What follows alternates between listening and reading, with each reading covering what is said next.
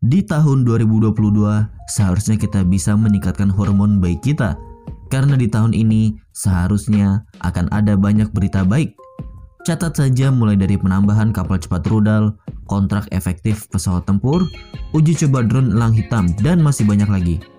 Kali ini kita akan membahas sedikit tentang kabar baru terkait drone elang hitam berjenis MEL yang akan memasuki tahapan uji coba di bulan Februari mendatang. Cukup banyak yang harus dipersiapkan oleh pengembang yang terdiri dari berbagai gabungan komponen, mulai dari bodi drone, mesin yang akan digunakan, perangkat anti-jamming, amunisi, dan lain-lain. Tentu saja, selain dari teknologi yang tersemat harus canggih, sebuah drone juga harus dilengkapi mesin yang bertenaga karena ini akan mendukung drone dan menyelesaikan misinya.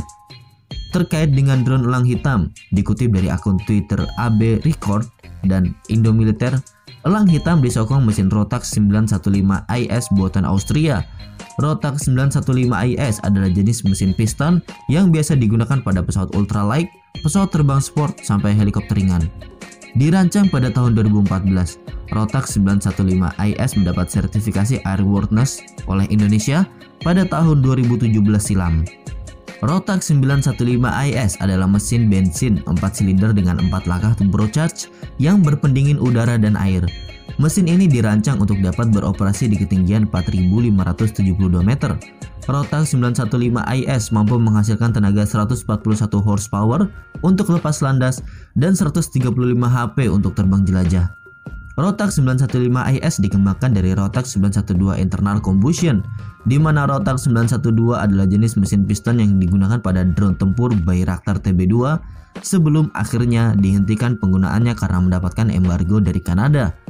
Sebagai informasi, meski Rotax adalah manufaktur mesin asal Austria, namun status Rotax adalah anak perusahaan asal Kanada.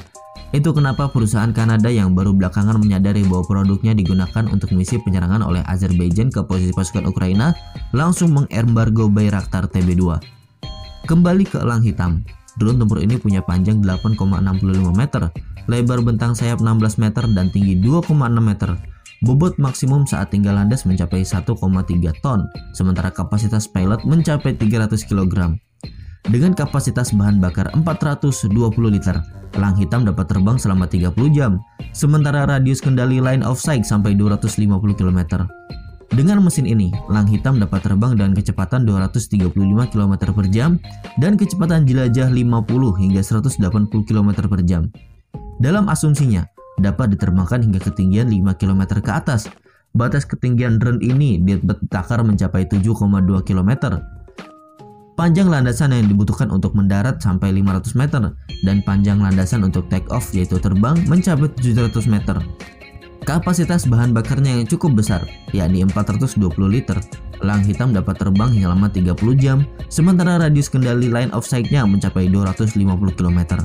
Nah, hitung sendiri tuh, 250 meter tuh kira-kira dari Jakarta sampai kota mana tuh. Silahkan sampaikan pendapat kalian di kolom komentar. Terima kasih.